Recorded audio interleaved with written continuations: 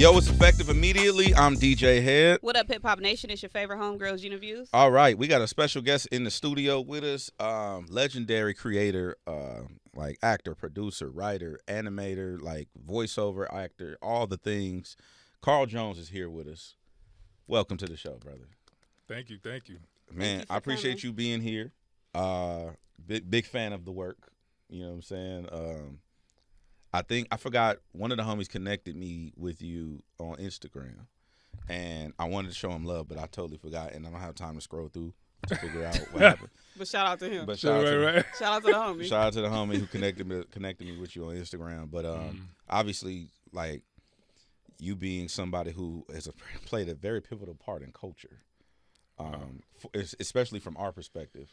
Her favorite cartoon, she's gonna tell you in a second, but for me personally, I think when I get a chance to talk to people who don't necessarily do music in a traditional sense of traditional senses of entertainment business, I love those conversations because people never get to talk. We never get to hear from you. We never get to hear your story. We never get to hear your perspective on art, culture, music, topics, stuff like that, and how those things end up in the art that we love. Mm-hmm. So that's why I'm excited to have this conversation. But I guess where I want to start with you is, your backstory. Have you always wanted to be a creator? Have you always done, have you always wanted to be in the arts as far as film, television? I always wanted to be a cartoonist. I really didn't know I was going to be a writer or like a producer. I didn't know what an animation producer or director was when I was a kid, but I did know that I could not stop drawing, and I love comedy, and I love telling stories, but I don't know, I never thought that all of those talents would come together. But I will say that, at an early age, I was, like everybody, watching a lot of cartoons. I grew up, big bowl of cereal in front of the TV, you know what I'm saying? What kind Saturday of cereal, mornings. though? It matters. Captain Crunch. Which one, though? Not the Crunch Berries. Oh, you just a regular Captain just Crunch? a regular straight up Captain Crunch. Oh, no, you weird. Crunch Berries just came out, though, no? That's crazy. Who eat the regular Captain Crunch with no Crunch Berries? No, and I like it soggy, which most people don't. But it's kind of defeats the purpose. God damn. Yes. Damn, Can we roll Carl. back? Can we go back a little bit? No, we keeping that Okay, shit. go ahead. Right. So did I say soggy? I meant crunchy. I love my cereal crunchy. But no, but I grew up watching like Hanna-Barbera. I was, watching the Jetsons and the Flintstones. But I did notice, even at an early age that there were no black people in the Flintstones. There were no black people in the Jetsons. So in my mind, I'm like, damn, they're saying niggas ain't in the future or the past. You know what I'm saying? It's I never thought about it like that. Niggas ain't in the future is crazy. I mean that's how I was looking at it, right? Because like there was just no real like representation. So I did make a mental note of that. So I think that kind of drove me also to want to reflect my own life and my own people. And so I grew up like drawing my friends in school, or you know what I mean, like just create my own characters and trying to like reflect the world that was around me at the time, And I grew up in Fayetteville, North Carolina, also known as Vietnam for people. I don't know if people are familiar with it, but J. Cole's hometown. Facts. But at the time when I was coming up, it was like at the height of the crack epidemic. So it was my neighborhood was like really crazy. So it was like this was kind of a dream that I was holding on to, was something that was a big contrast, from what I was seeing going on around me. And so it gave me something to look forward to and to aspire to become. And so I definitely feel like it played a part in, keeping me out of trouble and also giving me something to aim for. Yeah. What kind of student were you? Were you the student like I wasn't paying attention and was just drawing on a notebook all day? I was a horrible student. I was terrible. I drew on everything. I drew on my desk. I drew on the walls. My mom, I used to draw because I had a bunk bed. Me and my sister had to share rooms. I had a bunk bed. I was on the bottom bunk. I drew on all the wood on the the top of the bunk. Drew on all of that. Drew on the wall all the time. Yeah. all the time. You was like coloring on the walls and shit. Yeah, color on the walls, everything. But terrible student. It was I hated school with a passion. I just didn't really understand the purpose of it all. Like I couldn't really, I don't know, like I think because I was having so much fun, like being a class clown, and also like art was such a big important thing to me that everything else, I don't know, I just like I couldn't see a future of me going to school after school. Like I did not want to go to school anymore.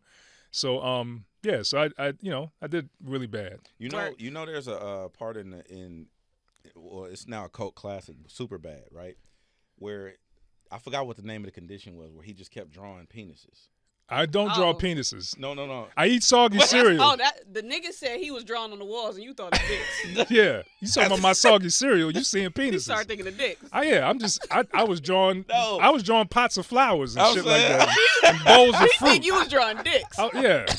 Where did this come from? Where's this conversation going? No, I was saying. That was your segue? No, I was asking, like, because I remember. I Can you draw a dick is what I'm trying to ask. Nigga land the plane.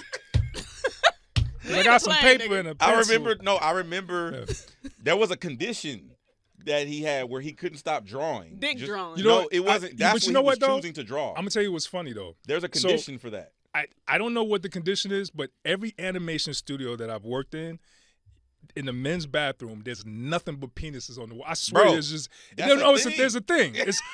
I think it is something about animators and drawing dicks. I don't know why. You know, I wanted to use about animators to draw a dick. I mean, I try to. That's why I use the ladies' rooms most of the time because you know that's. You can do that. No, you can do that. If there's penises yeah. on the wall of the men's bathroom, it's not a pause to go use the women's. Well, no. What I'm just saying is these days nobody gonna be like, "What you doing over here?" No, because they don't know. No, they don't know what's going on. Yeah. We had. You know what's funny? Well, I don't know if I should tell that story. Tell that story. No, we had it. What?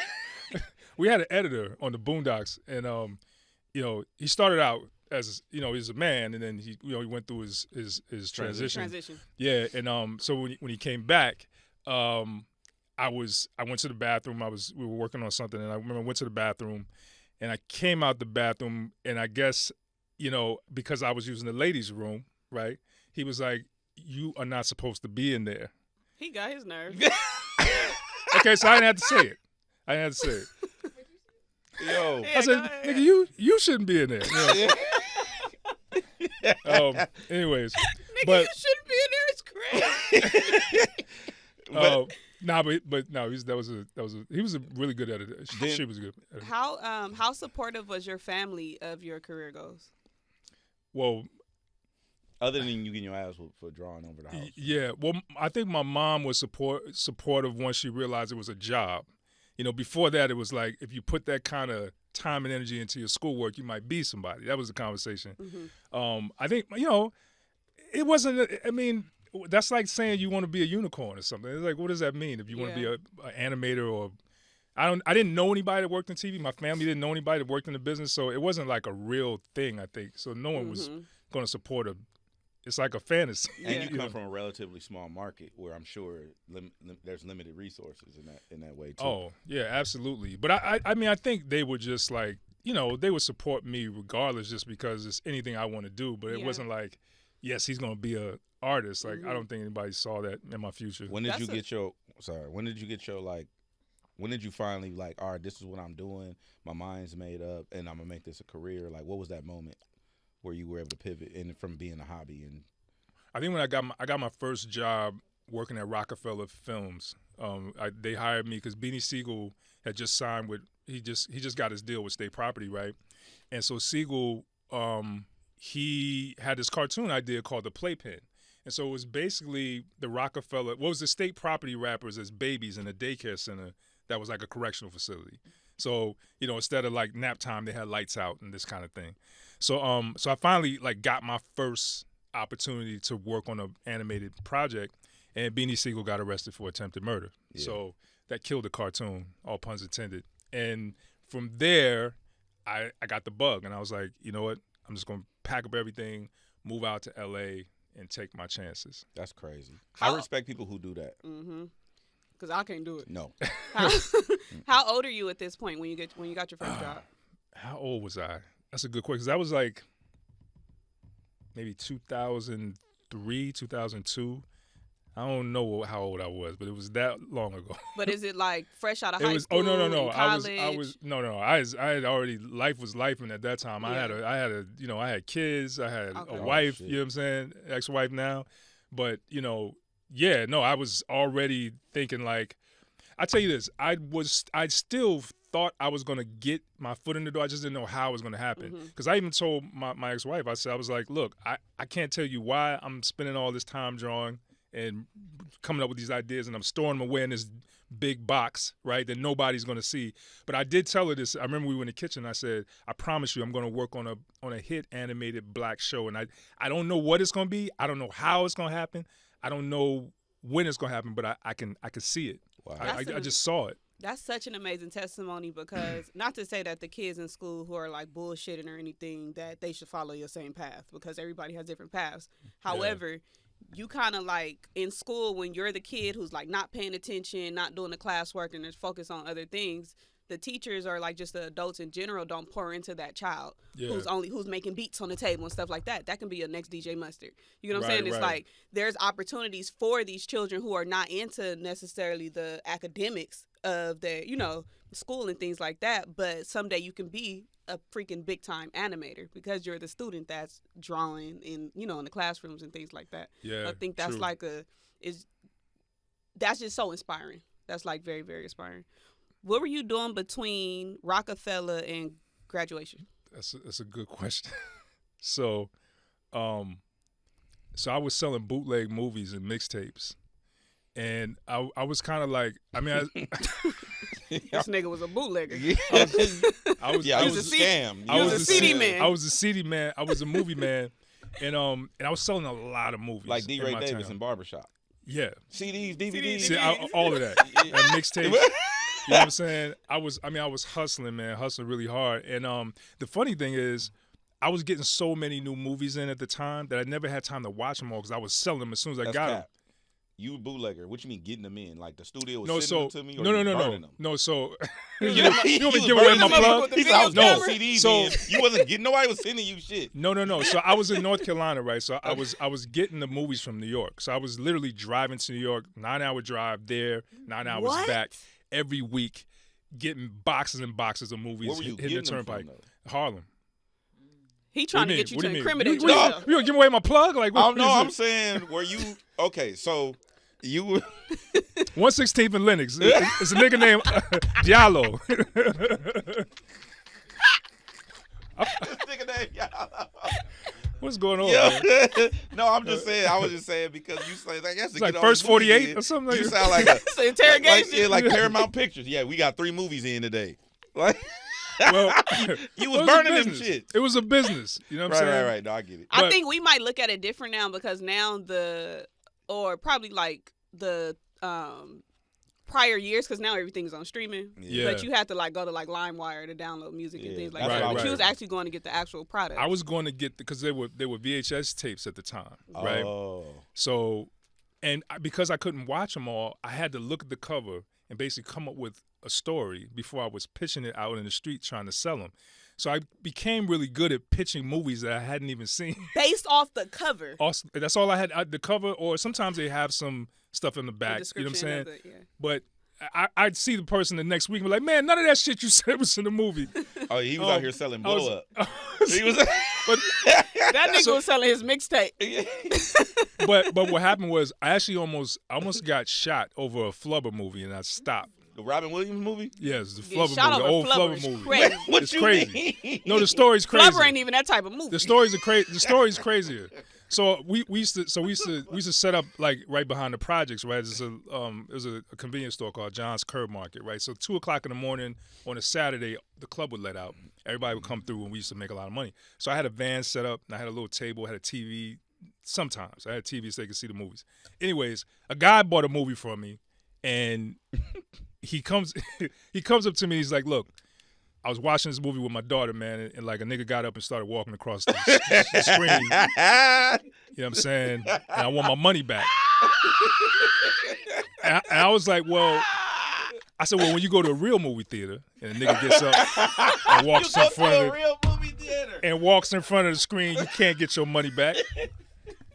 I thought it was clever, but he didn't really. That was fire. He didn't really spun that. That was an amazing clapback. He didn't like it. He didn't like that too much.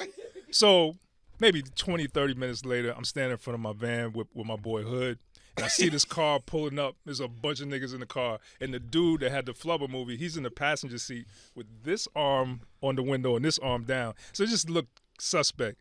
So as soon as they got close, I just grabbed my man Hood. I was like, yo, get down. As soon as they get down, he pulled out the gun and just started shooting. What? He shot out the glass of my van. Yeah, and then he peeled off down the street, and my boy Hood was like, "Yo, let's go get them niggas." I was like, "You can go get them niggas. I'm going home. I'm moving to L.A. I'm going home. I'm going home. I'm going to watch You know? Flubber. Yeah. Did you? Okay, so let me ask you. This is now just when you pitched the Flubber movie. Had you watched it already? Did you know what the movie was? I think I don't know if I might have saw that one. Yeah. Okay. But you didn't know that people was walking across the screen. Well, it's bootleg. Well, it's what you mean. You know, you get what you pay for. It's like how much was the Flubber? How much did you? $10. This was in early 2000s. Yeah. So it's about 20. This was That's about a dub. yeah, about early to late 90s, early 2000s. Yeah, something like that. Okay. Wow. Well, let's get into Boondocks. That is my favorite cartoon. Oh man. And even hearing that you had like that's a funny story, even though a serious situation came out of it, but that almost sounds like something that would happen on Boondocks.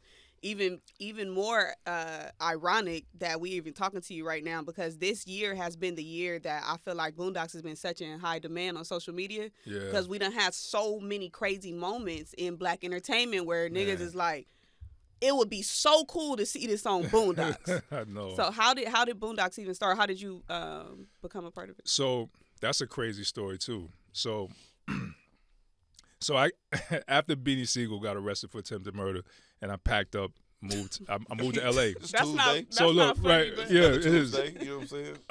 No, Shot at on Monday. So Beanie Siegel rest on Tuesday. right, exactly.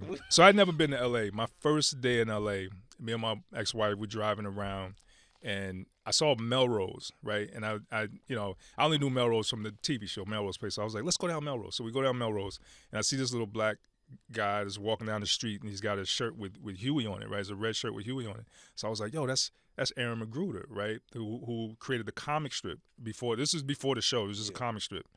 And so I hopped out the car, and I basically just harassed him. Like, I was like, yo, I just started working. I was doing this shit for Rockefeller. BD shot somebody. Listen, I draw, a right. I'm trying to get my foot in the door. Da da da da. And we exchanged information, and then we had lunch. We kicked it for like a good 2-3 hours, and we just like really hit it off. And he was like, yo, I need some help on the comic strip. So I'm like, I mean, I'm here. Like now, I'll start today. So I started working on the comic strip.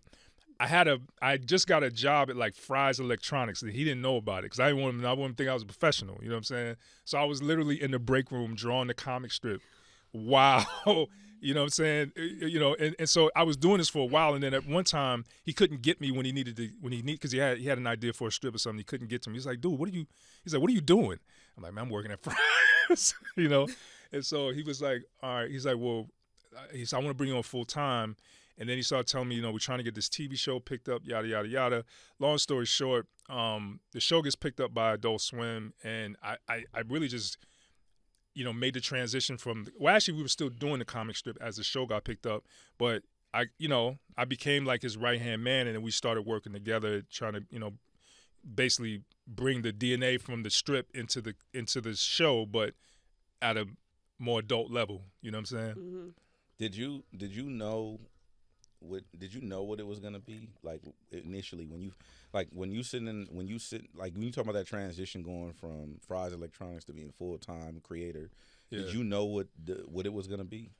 I didn't know what it was gonna be, but keep in mind I studied this craft for a long time. Like I was literally going to the library when I was younger. I would go to the library and print out like storyboards from like all of my favorite Cartoon Network shows. Because Cartoon Network used to have a website called the Department of Cartoons. So they had storyboards for like Kim Possible. I mean, not Kim Possible, that was Disney, but I used to get those too. But it'd be like Dexter's Laboratory and Johnny Bravo and Cow and Chicken and all this stuff.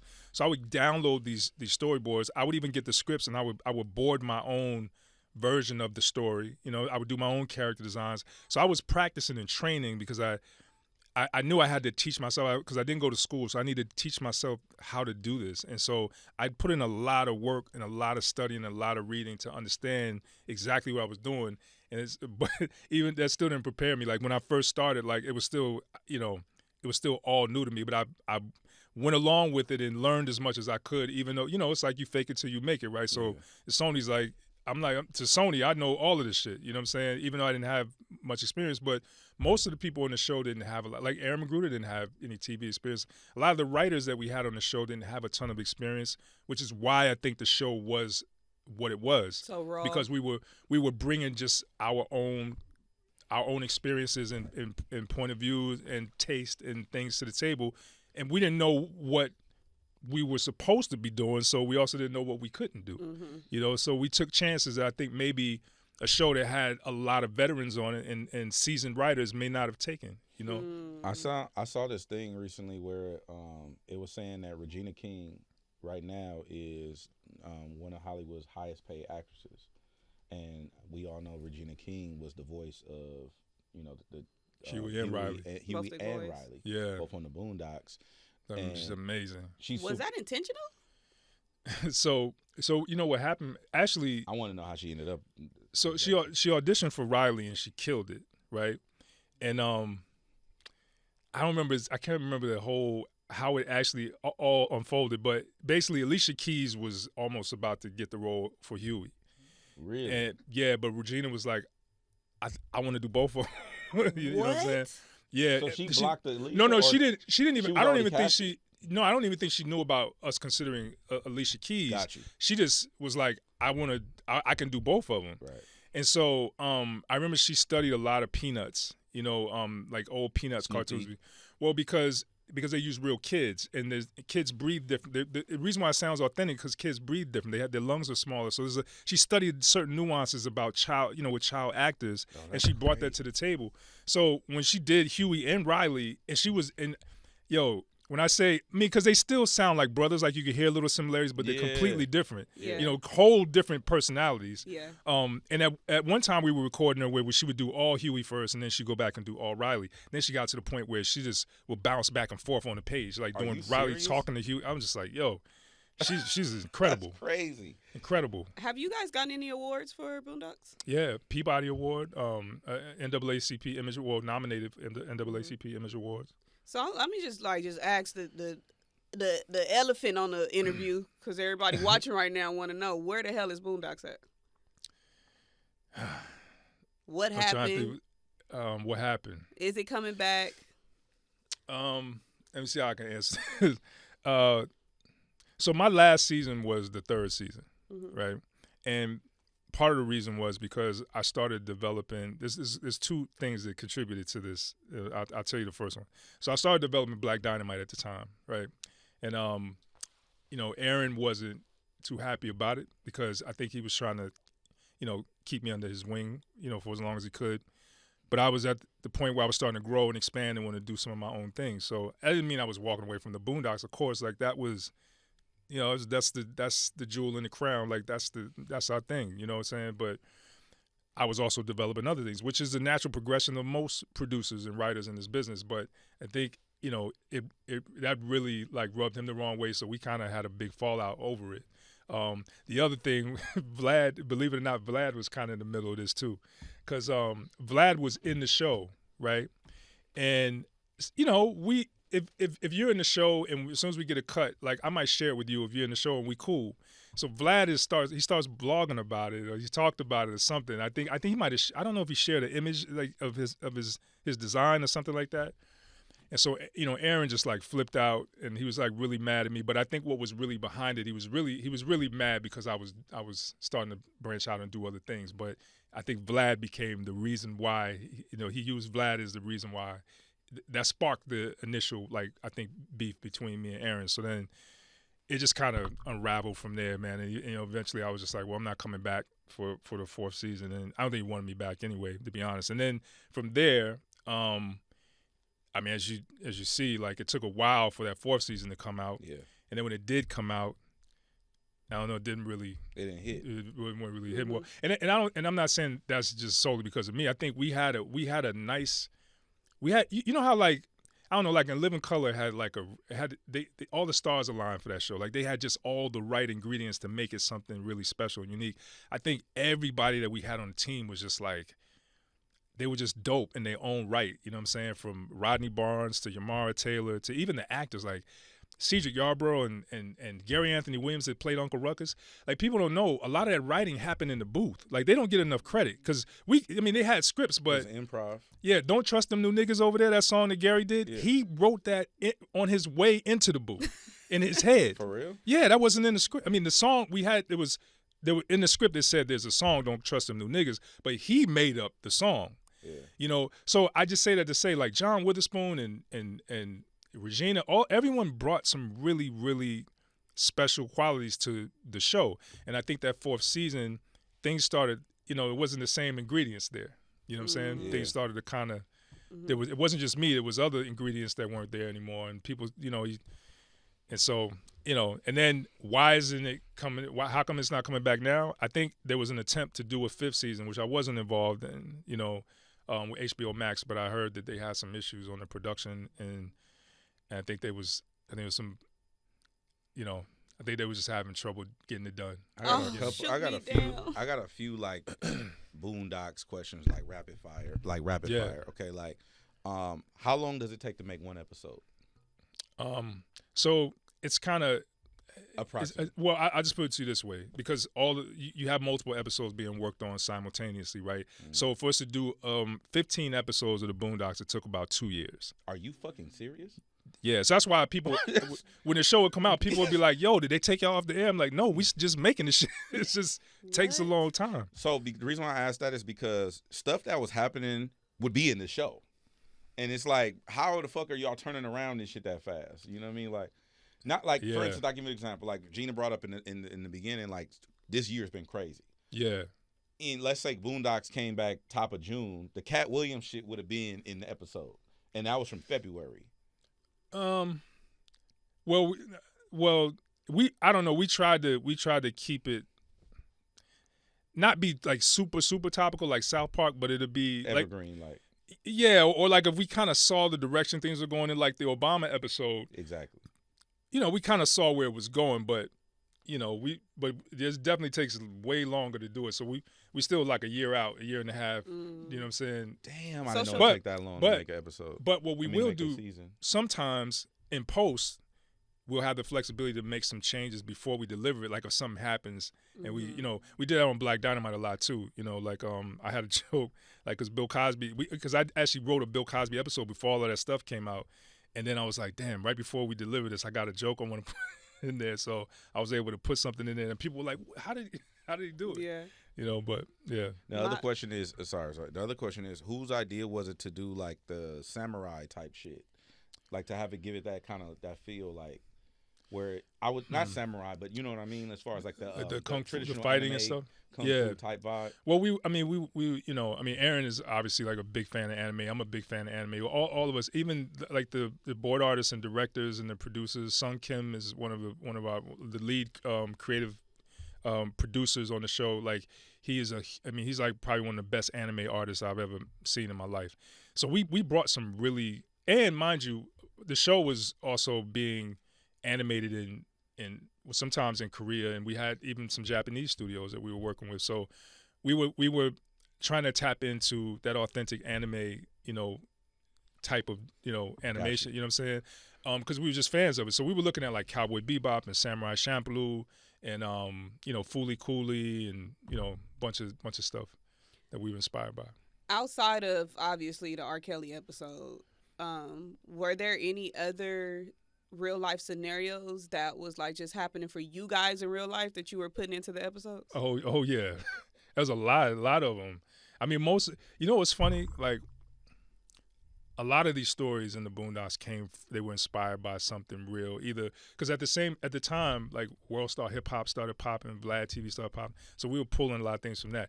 But one episode in particular, the Usher episode, right?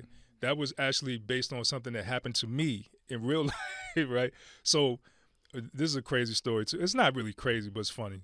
So we were celebrating the pickup of season 2. So we went out to Mr. Child's, right? And it was me, my ex-wife, Aaron and his fiance, and Aaron's assistant and his girlfriend, and we were out, we're eating, right? And for some reason, the R. Kelly episode, it came up.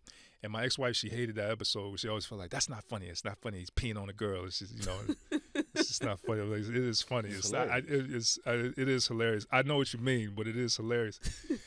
So I know what you mean. So she's like, so she got like really, really mad. It was kind of like protesting at the table. She wasn't going to eat anything. And I was like, this is really uncomfortable because we're trying to celebrate, right? And then Usher walks in. Oh, shit. And everything just changed. Her whole attitude changed. And so he sits like a little ways behind us, and so for the most of the remainder of the dinner, like she's turned around at Usher, making Google eyes and stuff, and trying to get his attention. And he's waving, licking lips and stuff. So I'm looking crazy at the table because everyone sees it. And then, so then it's time for us to leave, right? So we get up and we get to the front of the restaurant, and I look back, and she's at the nigga's table. Oh, she chose up right there at the table. At the nigga's table, but she's going, come back. So we all like walk back over there, like, oh, what is this? And then she's like, she starts introducing everybody. She's like, so Usher, this is Aaron. This is his fiance. This is my Carl. This is Carl. I'm Carl now. Okay, that's why. So in the episode, so it was a long ride home. It was a long ride home. You went home? It was a nigga. What you mean? It was right, I know. Is that why I got divorced? But listen, so it's funny. So I come in the office the next day, and it was like, nigga, you know that's going in the show. Yeah, like, that's working at TV. Huh? We gotta figure it out. You know what I'm saying? But yeah, this stuff, Lataria Milton, the Milton Tayshaun or whatever, like that was based on the kid that really stole his grandmother's car and was. Okay, I remember that. I mean? Yeah. Oh, sorry. Go ahead. Oh, and I was the waiter. I actually played the waiter in the Usher episode when Tom was sitting there looking at the plate of melted ice cream, and the waiter comes over and he's like, "Sorry, man," and he goes, "Wouldn't let that shit happen to me though." That was me, who played the waiter. Wow. And it did happen to me.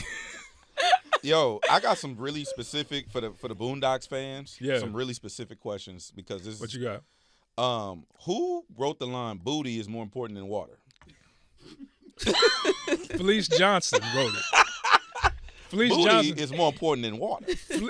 Booty is more important than food. Okay. So go ahead. Who wrote that? So Felice Johnson, it's a real guy. Right. Right. He's out, by the way. Right. But who put that in the show? Okay, so from what I remember, I was going around the office and I remember. So actually, what's funny? So my wife Love, she actually had sent me. We went at this time we were just friends, but she sent me the clip of the Booty Warrior in. It was, what was it called? What was the name of the show? It was locked up. It was some MSNBC or some. It was some kind of jail show. So I'm looking at it. And then we started like passing around the office, and I just started walking around like doing the voice. So it's like, I like you and I want you. Yeah. We can do this the easy way or the hard way. Yeah. The choice is yours. Yeah. So I just remember like we just would laugh and talk about it, and then somehow it came up this idea, like what if Riley and Huey were in a Scared Straight program? You know what I'm saying? And we had already set up that Tom was afraid of going to jail and being anally raped, which is why, you know what I'm saying? Like so we had already set that up. So we had like the pieces in place, and then we just started like, well, what if he's chaperoning the kids? And then what if the Booty Warriors? You know what I'm saying? And it was funny. So in the beginning of that episode, the Booty Warriors. Chris Hansen, I don't know if you remember. So, and the funniest shit in the world was the actual legal notes that we got from that, and the standards and practices notes, because they were like, because we had to literally like bargain with what we could do and what we can't do. So they didn't want the scene at all. So I'm like, okay, but how about he still him, but we just don't shake the table? And they're like, well, you can, don't shake the table. You can't shake the table. I'm like, can I shake the camera? They're like, can he shake the camera? Y'all negotiating. We're going back. We negotiating. Scene. So because at one time it was the camera shaking, the table was shaking, and you could hear Chris Hansen yelling. Yeah. And they were like, you can't have all three. So we had to start like, you gotta like give up a few niggas for ass. It's like it's crazy. Okay. The other one was Colonel Stinkmeaner. Yeah. Holla at your boy. I get your money. Is that based on a real character? So that's a good question. How did that come up? I'm like a fan, bro. So I got real specific. Well, I'll tell you this: the voice of Stinkmeaner, which is Cedric Yarbrough, who plays Stinkmeaner. When I say this, it's gonna fuck your head up. So the actual voice that he was doing, you remember? So you remember a thing called Schoolhouse Rock? Yeah. So you remember conjunction, conjunction, what's your function? Yeah. Moving off. That's the voice that he was actually doing when he was doing Stinkmeaner. Get the fuck out of here. Yeah, so like if you go back and watch Schoolhouse Rock, you'll hear Stinkmeaner. in the Oh my character God, that just blew my mind because Stinkmeaner, he was like, "Yeah, bitch ass, pussy ass, wick ass nigga." Yeah, that's my nigga. I fuck with Colonel Stinkmeaner. Was Gangstalicious, or which rapper is Gangstalicious based on? Nobody. And I got asked that question a few times. Nobody. It was made up. Did That's you? cap. That's I don't cap. even want to. Yeah, I don't He even want to said, tell "Yeah." you. No, it's not. You It's know, not. right? I just say I say this. The wife knows. No. It's not. It wasn't a specific rapper, but it was just a lot of like. All right, You know give me 5 rappers who was based. Who you I'm pulled not doing from? this. Are you crazy? All right. Tell us where man. the belly ring. on. What nigga had they belly button pierced? Yeah. Yeah, did you see some shit at a concert? It was like, oh, that's going to the episode. Okay, Thugnificent. Yeah. You were the voice. Mm-hmm.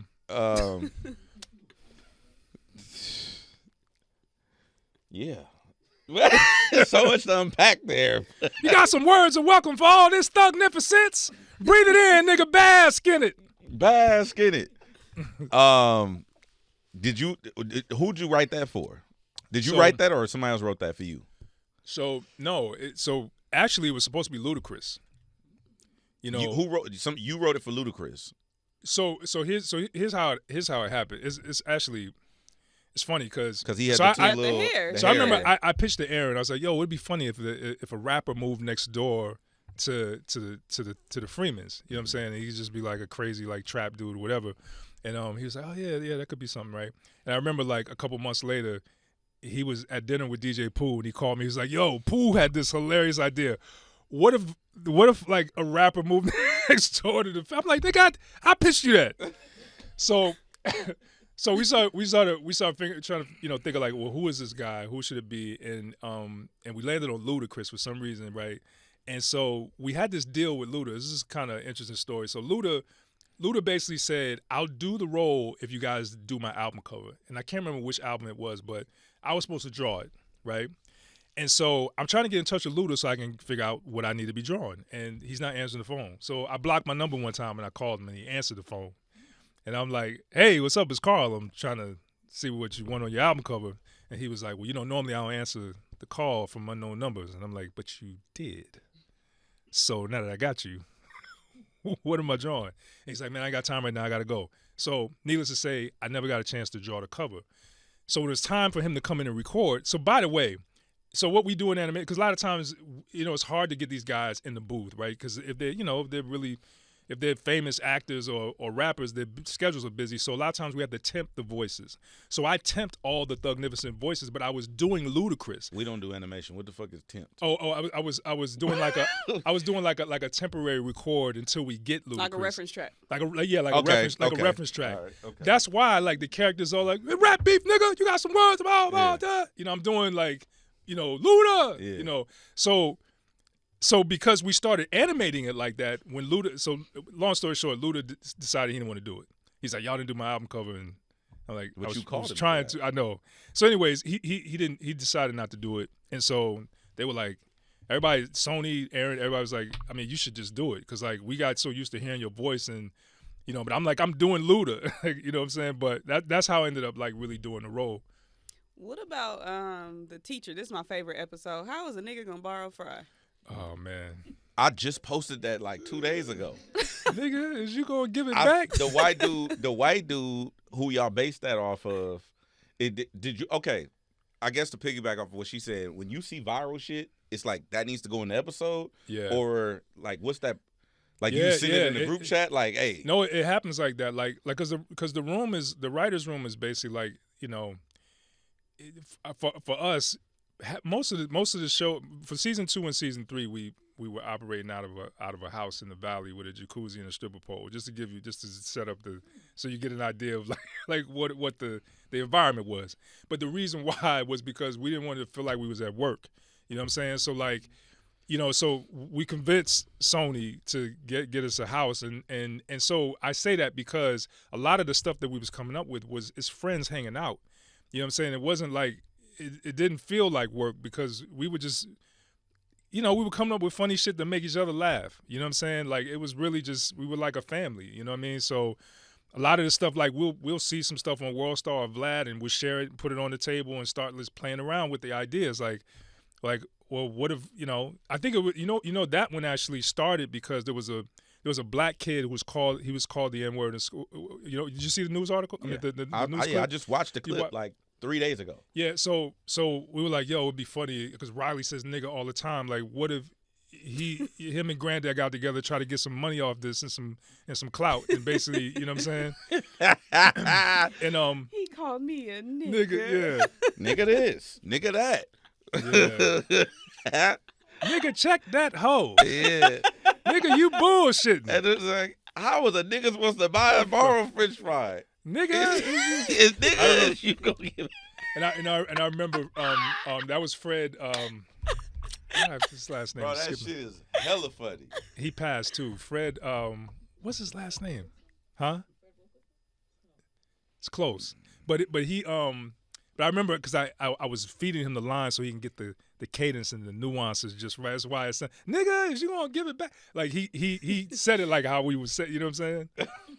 I think that was the most funniest thing is that it was a white man, Fred Willard, but he said it the way that we would say it. Yeah. Right. That was the funniest thing. It's like this white man, and then it's a cartoon saying nigga, like, and then there's a white cartoon. I know. We had no business doing half the stuff we was doing. Bro, I don't want to keep you, but Black Dynamite to me, that's another like huge staple, like in as far as being culturally relevant and stuff like that. You were working on that while you were still working on Boondocks, and I remember seeing something. I mean, have people ever accused you of using the Boondocks using the Boondocks to bleed into your own shit with Black Dynamite? Have you ever gotten that? No, not really. I mean, I think subject matter wise or content wise. Nah, I mean, to me, I always felt like Black Dynamite was like a very different show than the Boondocks. I think the world itself was crazier, weirder. Like we went places that we would never go in the Boondocks. You know what I'm saying? Like we had Michael Jackson was an alien and was trying to impregnate cream corn with alien babies. Like you know what I'm saying? Like we just went into like some crazy places.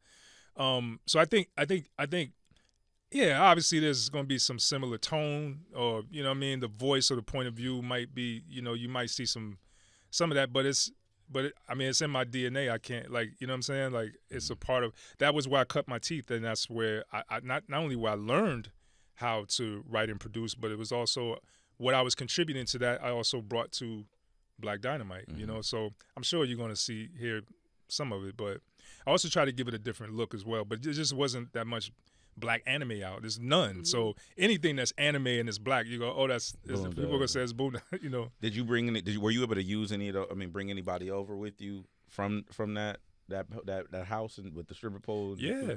I work a few of the same writers, some of the same artists. Yeah, we bought some. Yeah. The reason I ask is because we had this thing in hip hop where people want you to write your own raps, right? But everything else in art is collaborative. Yeah, a band, production on a TV show, even R&B. Like it'd be 17 writers on a Beyonce record, but the rappers can't have a rapper help them write their shit, right? Yeah. So from a production standpoint, it's always a collab. Is there egos involved when it comes to writing sometimes?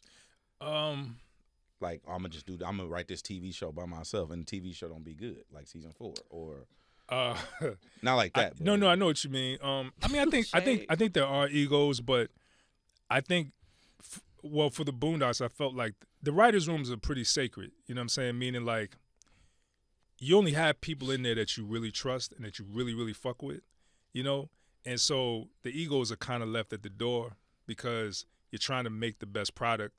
And you trust everyone. Everyone's kind of working together like as one body. So, there's not even like a such thing as a bad pitch. I mean, there's bad pitches, but no one looks at it like that. And no one's really thinking too much about like who's coming up with what. We're just trying to make the best shit possible. But, there are times where like, you get into like credits and stuff like that. And yeah, sometimes that becomes a conversation, you know what I'm saying? Who deserves what and who needs to be credited for what, but I don't, I honestly, the credits aren't as important to me as making a good show. So I try not to, like, when I'm running the show, like, everybody in the writer's room is on the same level. Like, whether you a PA, a writer's assistant, or an executive producer, all that title shit don't mean nothing. We trying to make a good show. So if you're a writer's assistant, I always tell them, like, if you hear some shit that sounds bad, like, tell us, like, or if you got a joke or an idea, like, please, you know what I'm saying? And then you never know, like, that writer's assistant the next year might actually come on as a full-time writer. Facts. You know, but they need an opportunity because a lot of rooms, if you don't have a certain title, you can't even speak in the room. But I don't believe in that. Is there such thing as ghostwriting where people don't get credit and you just get bought out? Oh yeah, there's a lot of that. So have you ghostwritten like television or?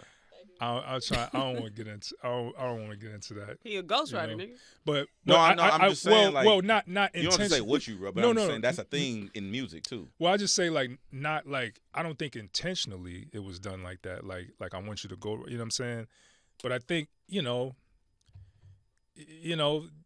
have I written stuff that I didn't get credit for? Of course. You know, I think every writer has, in this business, especially when you're coming up and you're getting your foot in the door, it just happens. But I try not to get too much into that because then it gets I know you worked with Meg Thee Stallion recently. What other projects are you working on? With her or just outside of in general, what are you doing these days? We do have something cooking with Meg. I just can't speak on yet, but pretty soon we will. And I'm trying to think of what I can talk about. So because we launched this company, Martian Blueberry, which is a creative agency / animation house, right?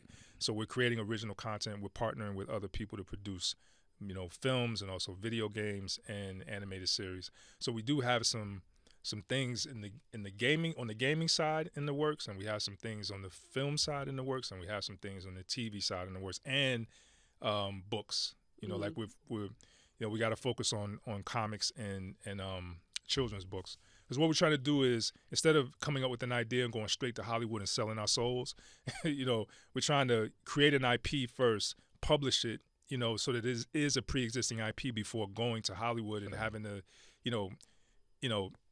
have a situation that's not equitable, you know what I mean? So like, exactly, so once it's a pre-existing IP, especially in the publishing world, like once it's an actual written piece of intellectual property, then, you can maintain the ownership, and the negotiations are very different, versus they put up all the money for your idea and they own it outright and everything ancillary.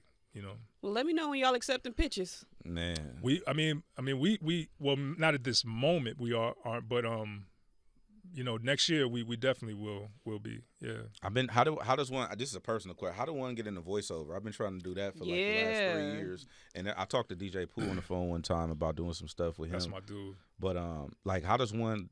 This is for me, but also people who are listening to the show. Like, how does one go about getting into the business of voiceover or anything like that? It's tough, man.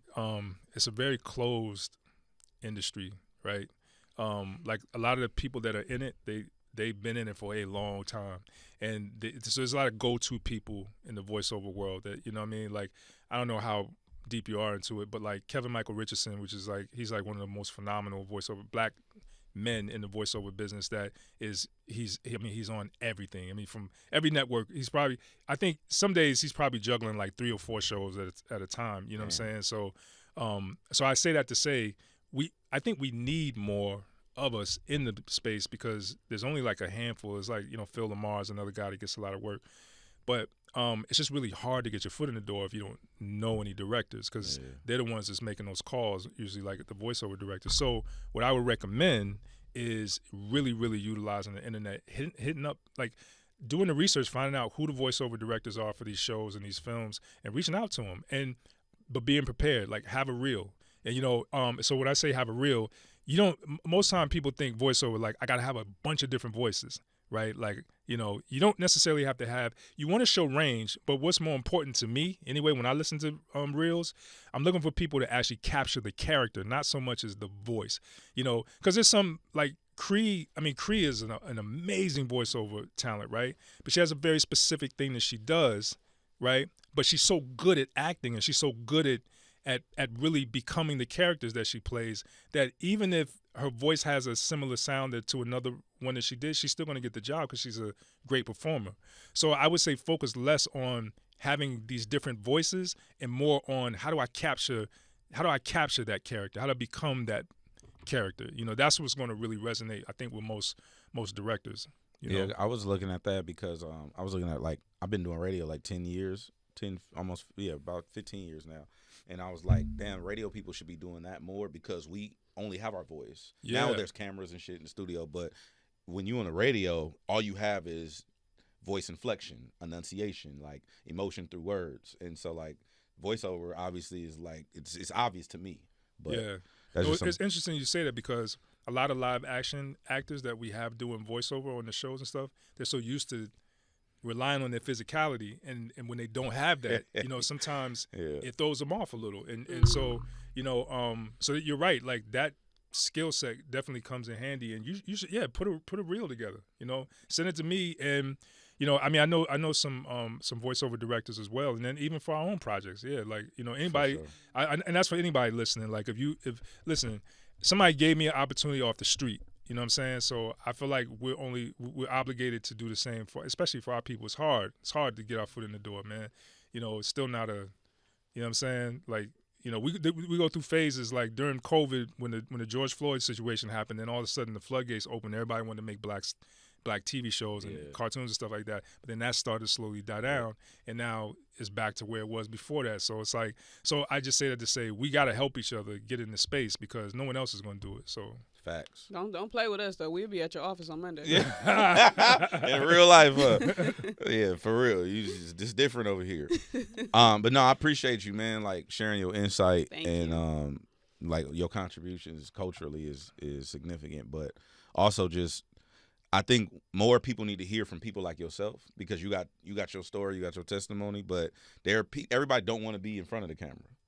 True. And there's a lot of people who work behind the scenes here who want to do things that you may have done, or people listen to our radio show that, they want to get in the field. So you inspiring people. Oh, thank you, man. I hope so. Me too. But yeah, now do you want to put your website or anything out there, like for people to go check out, or Yeah, you can go to MartianBlueberry.com, and then you can check us out on Instagram at We Are Martian B. We Are Martian B. For sure. Make sure you follow that and go tap in. Oh, and me at I Am Carl Jones. There you go. You matter. Yeah. Black Lives Matter. Carl Jones is here. We appreciate you, man. Thank you for coming in. Thank you. It's effective immediately on Sirius XM Hip Hop Nation.